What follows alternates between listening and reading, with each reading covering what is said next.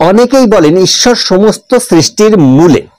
তবে ঈশ্বরকে কে সৃষ্টি করেছে?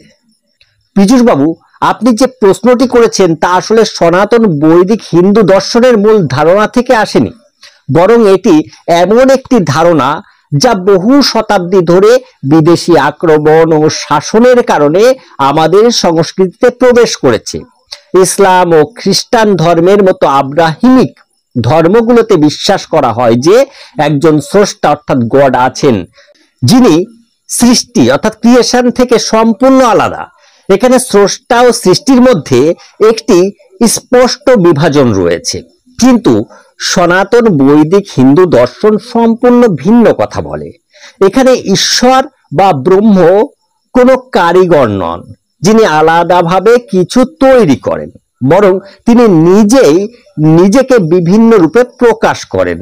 অর্থাৎ স্রষ্টা এবং সৃষ্টি আলাদা নয়, বরং একই সত্তার দুটি ভিন্ন দিক। এই ধারণাগত পার্থক্যটি অনেক সময় আমাদের বিভ্রান্ত করে।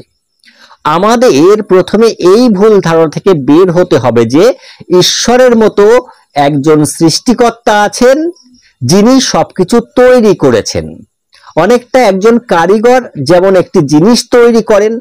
ভারতীয় দর্শন অনুসারে ঈশ্বর বা ব্রহ্ম কোনো কিছু সৃষ্টি করেন না, বরং তিনি নিজেকে বিভিন্ন রূপে প্রকাশ করেন।